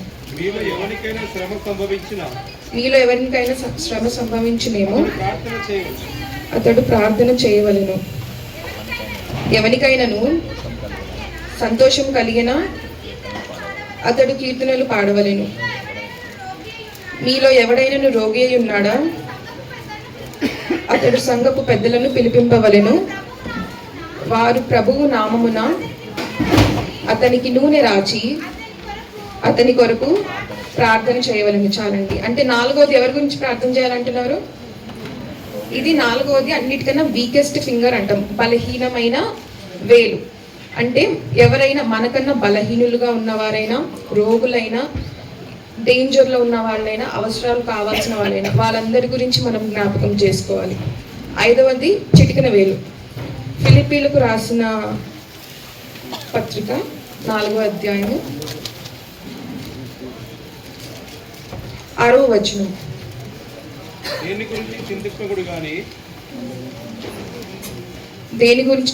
గాని ప్రతి విషయంలోనూ ప్రార్థన విజ్ఞాపముల చేత కృతజ్ఞతాపూర్వకముగా మీ విన్నపములు దేవునికి తెలియజేయుడి. ఇప్పుడు 5వది చిన్న వేలు. అంటే ఆయన మహాగణుడు, గొప్పవాడు. మనము మనల్ని ఈ చిన్న వేలులాగా తగ్గించుకొని మన ప్రార్థన విన్నపములు, మన అవసరతలు ఆయన ముందు పెట్టాలి. 5 ఫింగర్ ఫార్ములా అంటాం దీన్ని. అంటే బేసిక్గా ప్రార్థన కొత్తగా నేర్చుకునే వాళ్ళకి, ఏం చేయాలో తెలియదు అనుకున్న వాళ్ళకి ఈ ఫార్ములా యూజ్ చేస్తాము. సో ప్రార్థన అనేది ఒక ఇన్పుట్. మనకి అవుట్పుట్ ఏంటి? జవాబు, సమాధానం రావాలి. ఇన్పుట్కి అవుట్పుట్కి మధ్యలో కొంచెం ప్రాసెస్ అనేది ఉంటుంది. సో ఆ ప్రాసెస్లో మనకి ఎలాంటి క్వాలిటీస్ కావాలి దాని గురించి చూసుకుందాం. మొట్టమొదటిగా టైమింగ్. మన టైమింగ్ కాదు, దేవుని టైమింగ్. యెషయా రాసిన పత్రిక 60వ అధ్యాయము 22వ వచనము.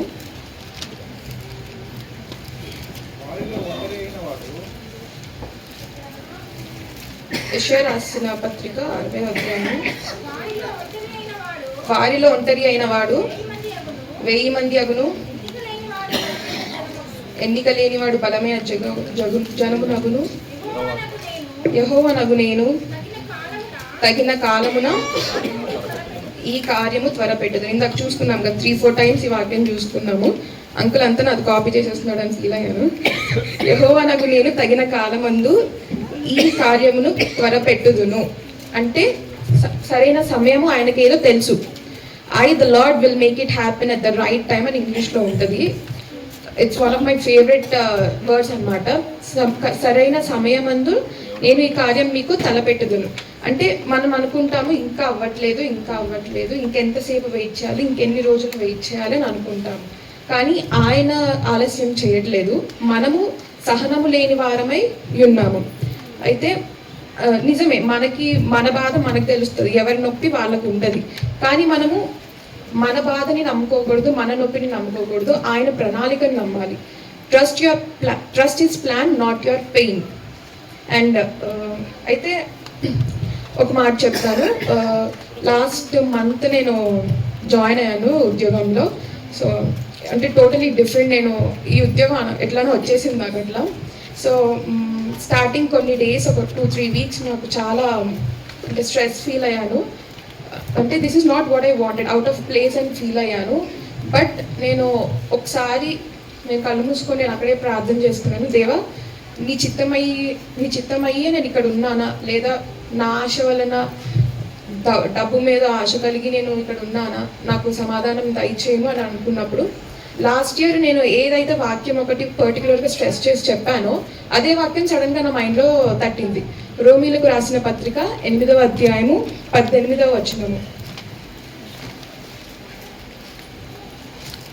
8వ అధ్యాయము 18వ వచనము. మన ఎడల ప్రత్యక్షము కాబోవు మహిమ ఎదుట ఇప్పటి కాలపు శ్రమలు ఎన్న తగినవి కావని ఎంచుచున్నాను. ఇప్పటి కాలపు శ్రమలు మనకు కలగబోవు మహిమ ముందు ఎన్న తగినవి కావు. అంటే ఇప్పటి శ్రమలకి నేను భయపడి ఆయన టైమింగ్, నేను అంటే రాబో టైమింగ్ని ఆయన మిస్ అవుతే ఆయన నాకు ఇచ్చే మహిమల్ని నేను మిస్ అవుతానా లేదా? అంటే ఆయన టైమింగ్ మీద ఎలాంటి శ్రమలు వచ్చినా, నాకు ఎలాంటి కష్టాలు వచ్చినా ఆయన టైమింగ్ మీద నేను అనేది నమ్మకం ఉంచుకోవాలి. So the second point is నమ్మకం, విశ్వాసము. యాకోబుకు రాసిన పత్రిక 2వ అధ్యాయము 17వ వచనము.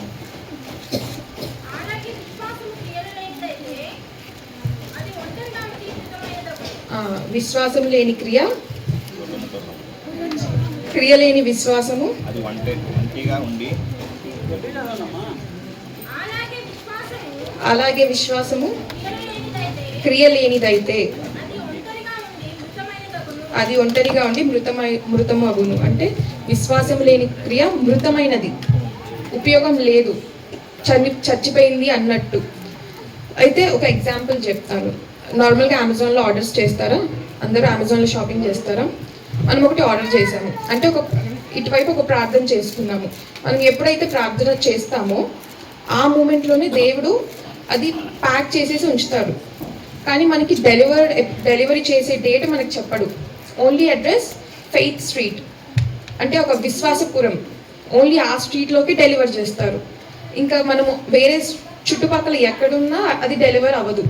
కానీ ఎప్పుడు వస్తుందో కూడా మనకు తెలియదు. అయితే నేను విశ్వాసం లేకుండా, క్రియలు చూపించకుండా, నేను అటు ఇటు త్రొట్టిల్లితే, నాకు ఆ ప్యాకేజ్ వచ్చిన టైంకి నేను అక్కడ లేకపోతే, ఆ విశ్వాసపురంలో నేను లేకపోతే ప్యాకేజ్ ఏమవుతుంది అంటే ఏంటి? మన సమాధానం, మనకు రావాల్సిన జవాబు ఏమవుతుంది? తిరిగి వెళ్ళిపోతుంది. అలాగే అంటే విశ్వాసము క్రియలేని విశ్వాసము మృతము. సో అంటే ఇప్పుడు యెషయా 43వ అధ్యాయము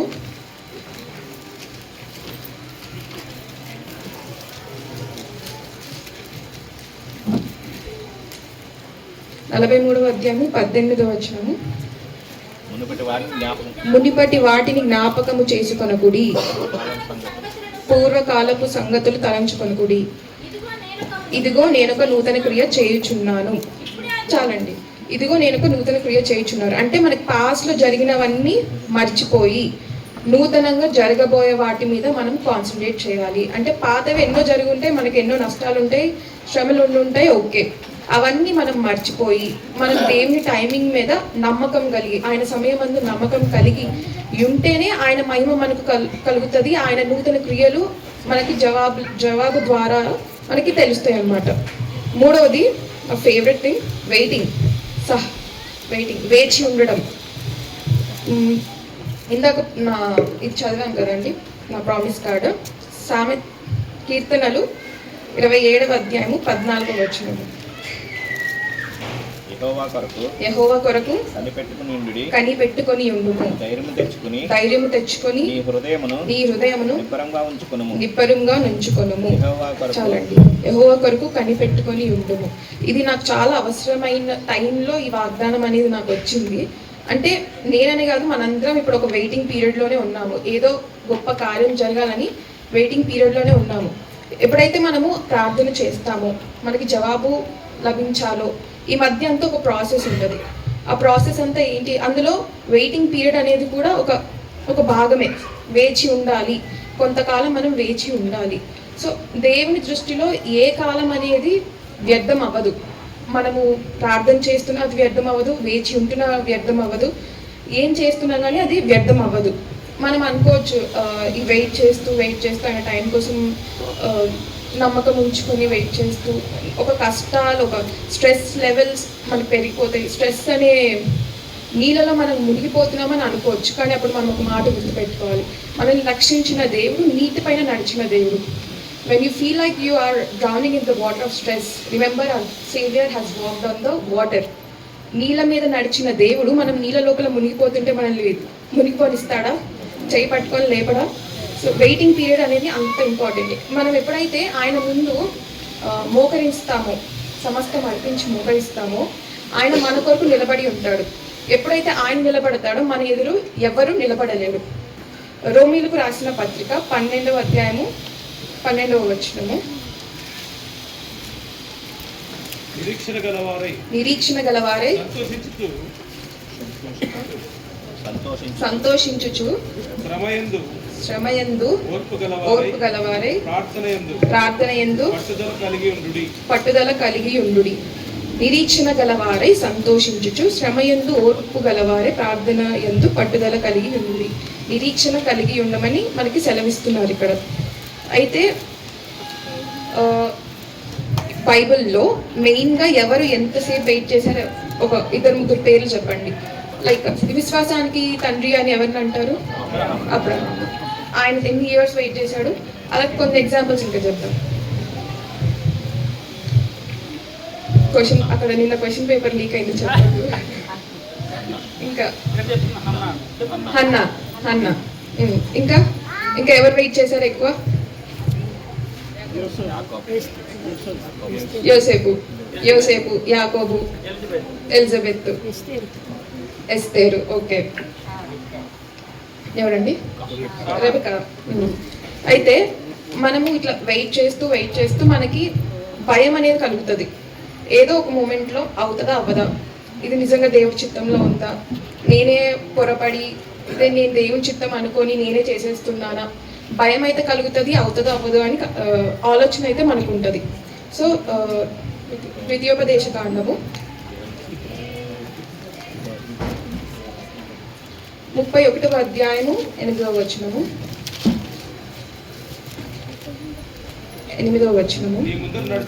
నీ ముందర నడుచువాడు యెహోవా, ఆయన నీకు తోడయుండును, ఆయన నిన్ను విడువడు, నిన్ను ఎన్నడు ఎడబాయడు. భయపడకుము, విస్మయమొందకుమని ఇశ్రాయేలులందరి ఎదుట అతనితో చెప్పెను. అలాగే యెషయా రాసిన పత్రిక 41వ అధ్యాయము 10వ వచనము.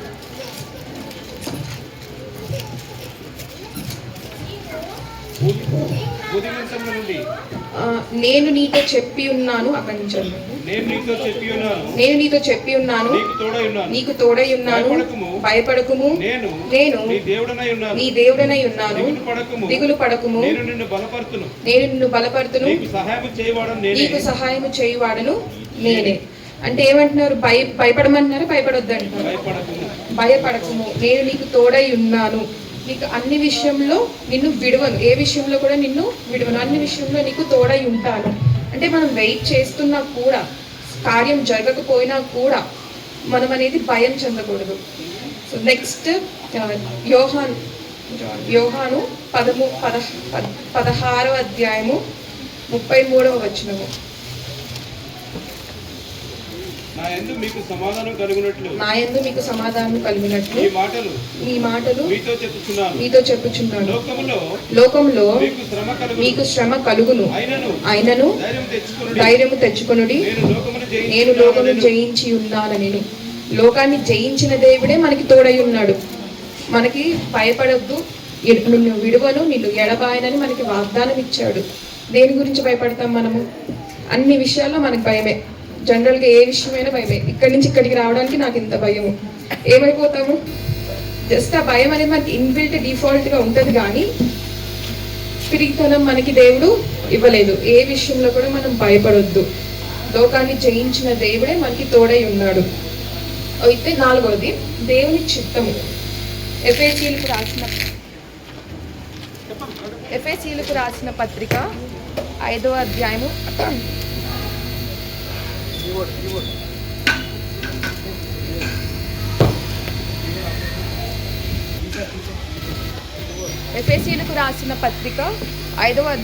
17వ వచనము. ఇందు నిమిత్తము మీరు అవివేకులు కాక ప్రభువు యొక్క చిత్తం ఏమిటో గ్రహించుకొనుడి. అంటే వినిపిస్తుందన్నమాట. అంటే అవివేకుల వలె కాక, అంటే మనకి దేవుడు తెలుసు, మనము వివేకులమే. అవివేకులు అంటే దేవుడు తెలియని వారు. మనకి దేవుడు అంటే తెలుసు, మనకి దేవుని చిత్తం ఒకటి ఉంటుందని మనకు తెలుసు. అవివేకుల వలె కాక దేవుని చిత్తం ఏమిటో మనము గ్రహించుకోవాలి. అంటే మనకి వాక్యం తెలుసు, మనకి ఏం జరుగుతుందో తెలుసు, ఎలా ఉండాలో తెలుసు. బట్ ఏంటంటే మనకు గ్రహింపు రాదు, కరెక్ట్ పాయింట్లో గ్రహింపు రాదు. నేను ఇందాక చెప్పాను, నాకు శ్రమ అనిపించింది, నేను బాధపడుతున్నాను, కానీ నా వాక్యమే నాకు తిరిగి వచ్చింది. ఇప్పటి కాలపు శ్రమలు రాబో మహిమ ముందు ఎన్నతగినవి కాదు. నా వాక్యం నాకే వచ్చింది అంటే గ్రహింపు. ఆ గ్రహింపు అనేది మనకి ఇంపార్టెంట్. నెక్స్ట్ సామెతలు 16వ అధ్యాయము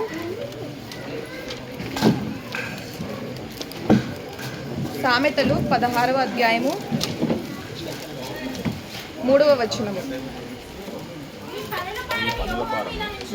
నీ పనుల భారము యెహోవా మీద నుంచుము,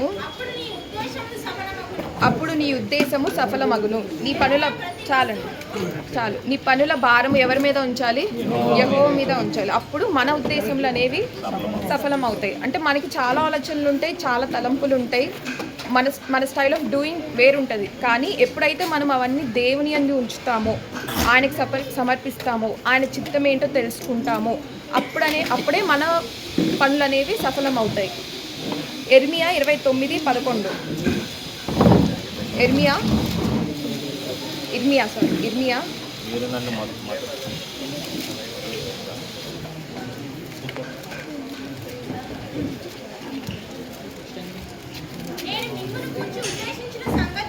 నేను మిమ్మల్ని గురించి ఉద్దేశించిన సంగతులను నేను ఎరుగుదును. రాబో కాలమందు మీకు నిరీక్షణ కలుగునట్లుగా సమాధానకరమైన ఉద్దేశంలే గాని హానికరమైనవి కావు. ఇదే యెహోవా వాక్కు. అంటే దేవుడు ప్రతి ఒక్కరికి ఒక దర్శనం అనేది ఇస్తాడు. అవునంటారా? హల్లెలూయా. దేవుడు మనందరికీ ఒక దర్శనం అనేది ఇస్తాడు. దర్శనం అంటే ఏంటి? డెస్టినేషన్కి ఒక గ్లిమ్స్ అన్నమాట. నీ డెస్టినేషన్ ఇలా ఉంటుంది అని చెప్తాడు. కానీ మనకు ప్రాసెస్ ఎలానో మనకి తెలియజేయడు. ఎందుకు? ప్రాసెస్ తెలియజేస్తే మనము వెళ్తామా? మనం ఇవి ఎదుర్కోవాలి అని ఉంటే మనం వెళ్తామా? ముందుకెళ్తామా? ఇక్కడ యోసేపుకి సింహాసనం అనేది దర్శనంలో చూపించాడు. కానీ నువ్వు ఇలా ఒక పిట్లో పడిపోవాలి, వెళ్ళి జైల్లో ఉండాలి అని తనకి ముందే చెప్పుకుంటే సింహాసనం వరకు వెళ్ళేవాడు కదా. నాకు భయము, సింహాసనం నువ్వే ఉంచుకో, నాకేమొద్దని నేను ఇక్కడే ఉంటానని తను ఉన్న చోటే ఉంటాడు. అందుకని మనకి ఎప్పుడు దేవుడు ఆ ప్లాన్, ఆ ప్రాసెస్ ఎలా అవుతుందో అది చెప్పడు. డైరెక్ట్ మనకి డెస్టినేషన్ చూపిస్తాడు. ప్లాన్ అనేది మనం దేవుని చిత్తాన్ని వదిలేస్తే దేవుడే కరెక్ట్గా అక్కడి వరకు తీసుకెళ్తాడు. అండ్ అక్కడేంటి? ప్రకటన 3వ అధ్యాయము 20వ వచనము. ఇదిగో నేను తలుపునందు నుంచి తట్టుచున్నాను, ఎవడైనను నా స్వరము విని తలుపు తీసిన ఎడల నేను అతని యొద్దకు వచ్చి అతనితో నేనును నాతో కూడా అతను భోజనము చేయుదుము. దేవుడు ఎక్కడున్నాడంట? తలుపు బయట. తలుపు తీసుకొని రావడం ఆయనకు చేత కాదా? చేయలేడా? తలుపు తీసుకొని లోపలికి రాలేడా? కానీ ఏమడుగుతున్నాడు? నీలో ఎవరైనాను అంటే మన చిత్తం అడుగుతున్నాడు. దేవుడు చిత్తాలు ఒకలాగుంటాయి, ప్లాన్స్ ఒకలాగుంటాయి. కానీ మన చిత్తాన్ని ఆయన ఎప్పుడు, మన చిత్తానికి మధ్యలో ఆయన రాడు. ఏదైనా మన చిత్తం ఒకలాగుంటుంది. మన చిత్తము ఆయనకి సమర్పించేసుకోవాలి. ఏదైనా నీ చిత్తం ప్రభువా అని సమర్పించుకున్నప్పుడే ఆయన చిత్తం ఏముంది ఇందులో? మనతో కలిసి భోజనం చేయాలి అని. చెయ్యాలా వద్దా మన చేతిలో ఉంది. ఆ తలుపు వరకు ఉన్నాడు ఆయన, తలుపు దగ్గర ఉన్నాడు. తలుపు వరకు మనం వెళ్ళాలి. మన చిత్తం ఏంటి? ఇక్కడి నుంచి లేచి అక్కడికి వెళ్ళి తలుపు తీసి ఆయన లోపలికి ఆహ్వానించాలి.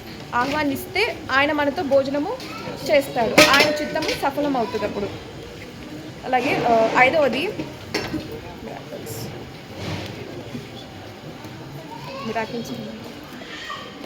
ఆశ్చర్య కార్యాలు. అయితే బైబిల్లో జరిగిన కొన్ని ఆశ్చర్య కార్యాలు, యేసు ప్రభు చేసిన ఆశ్చర్య కార్యాలు చెప్పండి.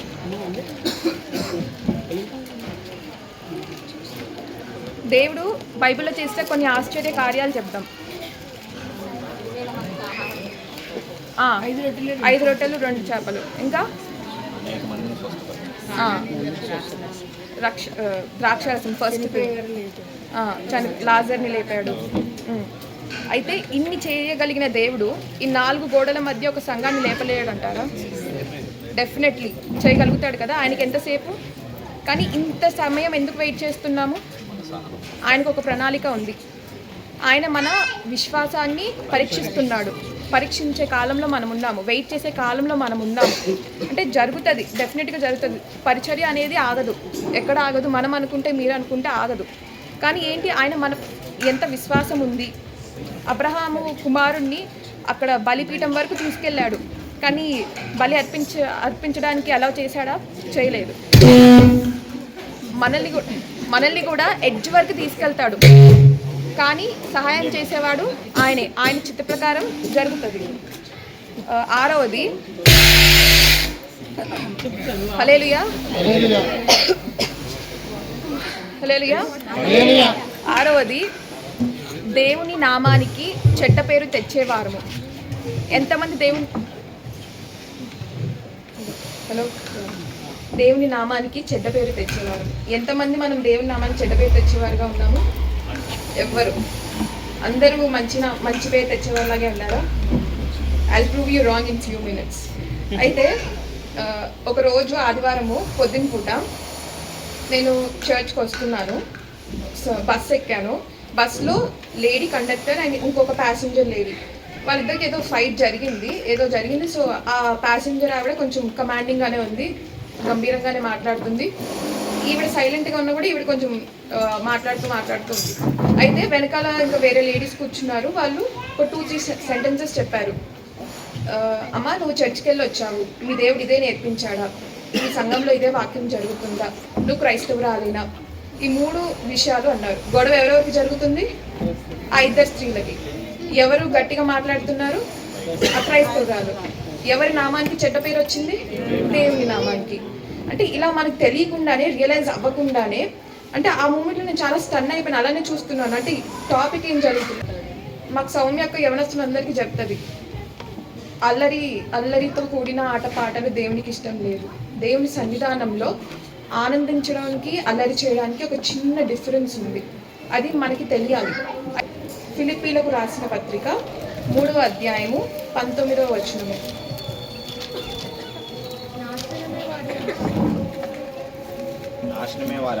నాశనమే వారి అంతము, వారి కడుపే వారి దేవుడు, వారు తమ సిగ్గుపడవలసిన సంగతుల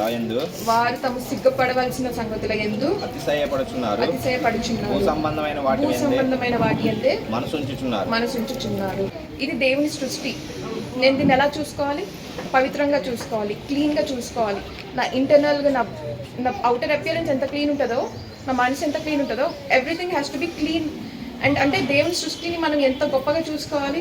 బయటదంతా కాదు, ఇది కూడా దేవుని సృష్టి. వాటన్నిటికన్నా దీన్ని ఎక్కువ దేవుడు ప్రేమించాడు. దేవుని సృష్టిని మనము అంత గొప్పగా చూసుకోవాలి. సో అందరూ కొంచెం హెల్తీగా తినండి. బయట ఫుడ్స్ అవన్నీ మానేసిన అలాగే హెల్తీగా తినండి, తగ్గిపోతాము. అంటే ఆరోగ్యం కూడా చూసుకోవాలి మనం అంటున్నాను. సో ఏంటంటే ఇన్ని చేసి, ఈ వారం అంతా ఇలా చేసేసి, వారం తర్వాత వచ్చాక, దేవా నా వారం తప్పులన్నీ క్షమించు, నేను వారిని బాధపట్టుంటాను, వీరిని బాధ పెట్టుంటాను, నాకు క్షమించు, నాకు ఈ ప్రార్థన, ఈ అవసరాలు ఉన్నాయి, నాకు తీర్చిపెట్టు, ఇలా చేయలేవా అలా చేయలేవా అంటే దేవునికి ఎలా ఉంటుంది? ఒకసారి క్షమిస్తాడు. అవును, దేవుడు క్షమించేవాడే, ఓర్పు కలిగిన వాడే, కరుణామయుడే, జాలిగల దేవుడే. కానీ ఎన్నిసార్లు క్షమిస్తాడు? నిద్రొస్తున్నాడు. హల్లెలూయా. ఎన్నిసార్లు క్షమించగలుగుతాడు దేవుడైనా? దేవుడికి కూడా ఒక పేషెన్స్, ఒక లిమిట్ అనేది ఉంటుంది కదా. ఇవన్నీ చేసి మనము, దేవా నాకు ఇది జరిగిపోవాలి, నేను ఇలానే ఉంటాను, ఇది నా దృష్టిలో పాపం కాదు అంటే ఆజ్ఞ అతిక్రమం పాపము. బట్ ఇలాంటివన్నీ దేవునికి బాధ పెట్టి చేసే పనులన్నీ చేస్తూ, నాకు ఇది కావాలి దేవా, ఇది జరిగిపోవాలి, ఇది నేను చెయ్యాలి, ఇలాంటివన్నీ చేస్తూ ఉంటే ఎలా అనిపిస్తుంది దేవునికి? అసలు సహాయం చేయాలనిపిస్తుందా? మన దేవుడే, మనం అడిగితే ఇస్తాడు, బట్ ఒక లిమిట్ ఉంటుంది. సో అండ్ నేనేమంటానంటే, ప్రార్థన చేసి సమాధానం పొందడానికి మనకు ఒక గట్స్ ఉండాలి, వెయిట్ చేయాలి, ఆయన టైమింగ్ మీద నమ్మకం ఉంచాలి. అంటే మొత్తం ప్రపంచమంతా ఒక చుట్టూ ఉండి నువ్వు చేయలేవు అని అన్నా కూడా నాతో పాటు ఎవరున్నారు? నిజమైన దేవుడు ఉన్నాడు, లోకాన్ని జయించిన దేవుడు ఉన్నాడు. ఆయన నాతో ఉంటే, ఆకాశమందు నీవు ఉండగా, గట్టిగా, నీవు తప్ప నాకెవరు లేరు, నీవు నాతో ఉండగా లోకంలో ఉన్నది ఏది నాకు అక్కర్లేదు అంటాం, గట్టిగానే అంటున్నాము. ఈ మూమెంట్లో అన్నీ వదిలేసుకొని వచ్చేయమంటే వస్తారా? ఒక్కళ్ళైనా పోయి నీ చదివే వదిలే, నీ కెరీర్ వదిలేసి, నీ కుటుంబాన్ని వదిలేసి అంటే వస్తామా? Very good. వస్తారండి ఇంకెవరైనా? Doubt faces. సో ఏమంటే అంటే దేవుడు మనల్ని అంత దూరం తీసుకెళ్ళడం మన గురించి ఆయనకు తెలుసు కాబట్టి మనం అంత చేయలేము, చేసినా ఏడుస్తూ చేస్తామని మనల్ని అంత దూరం తీసుకెళ్ళదు. కానీ గట్స్ ఉండాలి అంటాను. అంటే ఇవన్నీ మనం ఆయన టైమింగ్ మీద నమ్మకం ఉంచి ఆయన చేస్తాడు ఏదేమైనా. నేను రొట్టెని అడిగితే రాయినిస్తాడా, చేపని అడిగితే పామునిస్తాడా? నేను ఏం అడిగితే అది నాకు ఇస్తాడు. నాకు ఏం మంచి కావాలో ఆయనకు తెలుసు. అయినా కూడా ఆయన మీద సమస్త భారం వదిలేసి చింతా యావత్తు పెట్టి మనము ప్రార్థన చేయాలి. అయితే ఏమేమి పాయింట్స్ చేసుకున్నాం ఒకసారి చెప్తాం. ఫస్ట్ వెయిటింగ్, టైమింగ్ ఆయన సమయం అందు. సెకండ్ వన్ ఫెయిత్, నమ్మకం, విశ్వాసం. మూడవది సమయం, వేచి ఉండడం. నేను ఇంగ్లీష్లో రాసుకున్నా, తిట్టుకోకుండా. వెయిటింగ్. నాలుగవది దేవుని చిత్తము, ఆయన చిత్తం ఏదో తెలుసుకోవడము. ఐదవది అద్భుత కార్యాలు. మనల్ని ఇక్కడ ఒక స్టోరీ చెప్పడం మర్చిపోయాను. ఏంటి? ఒక లయన్, సింహము, ఒక 2 కాళ్ళు లేని ఫాక్స్, నక్క. సో ఆ 2 ఉన్నాయి అన్నమాట. ఒక వ్యక్తి వెళ్ళాడు, ఆయనకు ఆహారం లేదు, ఆహారం కోసం అనేది అరణ్యంలో వెళ్తున్నాడు. సో ఆయన అనుకుంటున్నాడు, నాకే 2 కాళ్ళు ఉన్నాయి, చేతులు పనిచేసిన ఆహారం లేదు, ఈ నక్కకి ఎలా దొరుకుతాయి అని. సో ఏం చేసినప్పుడు ఆ సింహం వచ్చి, సింహం నోట్లో ఇంత మీట్ ఉంది, మాంసం ఉంది. ఆ మాంసం తీసుకొచ్చి ఆ నక్కకి ఇచ్చేసి వెళ్ళిపోయిందంట. ఆ నక్క తినేసింది. అంటే ఈ మనిషి భయపడి ఎక్కడికి వెళ్ళిపోయాడు, బట్ ఆ నక్కని ఏం చేయకుండా ఆ మీట్ ఇచ్చేసి వెళ్ళిపోయింది. ఓ ఇలా చేస్తాడా దేవుడు అని ఆ మనిషి ఒక ప్లేస్ దగ్గరికి వెళ్ళి ఒక 2-3 డేస్ అలానే వెయిట్ చేస్తున్నాడు. ఆయనకి ఏ ఆహారం రావట్లా, ఆయన ఆకలితో అట్లానే ఉంటున్నాడు, ఆయనకి ఏం ఆహారం రావట్లేదు. సో నెక్స్ట్ డే ఇలా కాదని లేచి వెళ్ళిపోయి వెళ్తూ ఒక ఋషులు ఉంటారు.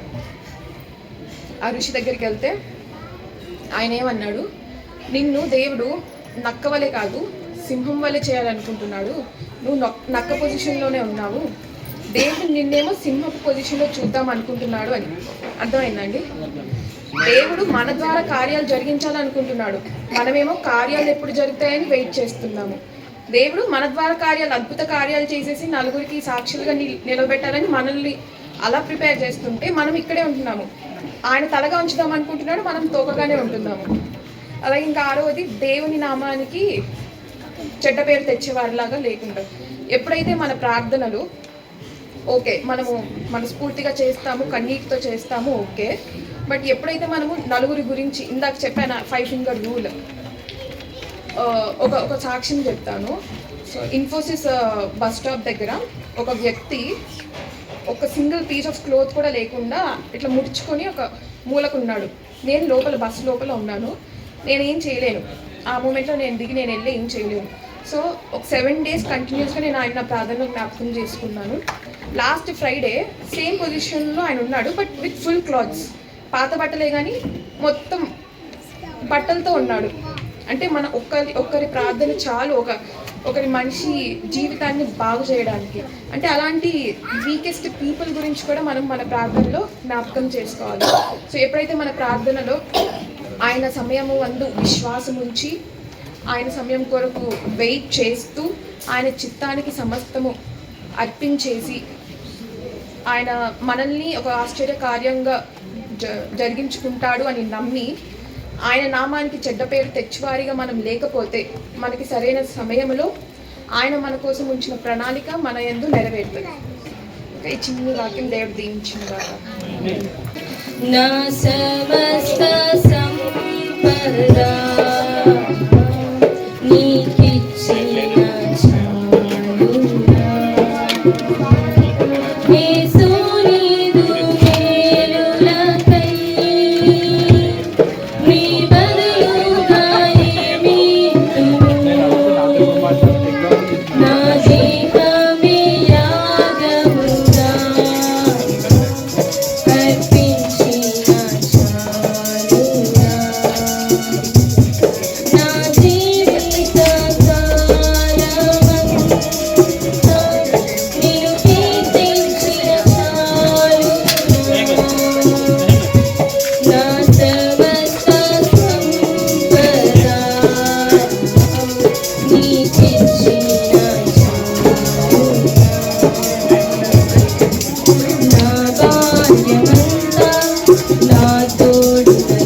ప్రతి కీడు నుండి తప్పించినావు యవ్వన కాలంగా నీ త్రోవ తొలగిన మన్నించి నాతోనే కొనసాగినావు ఎన్నో శ్రమలు ఆపదలన్నిటిలో నన్ను ధైర్యపరచి నన్నాదుకున్నావు యేసు నీవే నీవే యేసు నీవే నా సర్వస్వము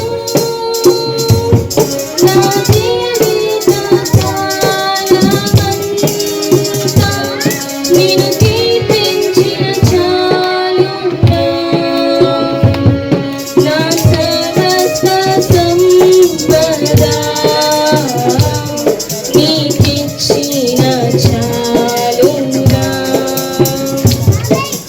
కన్నీటి రాత్రులు నీ గడిపిన వెంటనే సంతోష ఉదయాలు నాకిచ్చినావు హృదయాశలన్నీ నెరవేర్చినావు యోగ్యుడను కాకున్నా హెచ్చించినావు ఎంతో ప్రేమ మితిలేని కృపను నాపై చూపించి నన్ను హత్తుకున్నావు యేసు నీవే నీవే యేసు నీవే నా ఆనందము నా జీవిత కాలమంతా నిన్ను కీర్తించిన చాలునా నా సమస్త సంపద నీకిచ్చిన చాలునా యేసు నీదు మేలులకై నీ బదులుగా ఏమిచ్చును నా దేహమే యాగముగా అర్పించిన చాలునా యేసు నీదు మేలులకై నీ బదులుగా ఏమిచ్చును నా దేహమే యాగముగా అర్పించిన చాలునా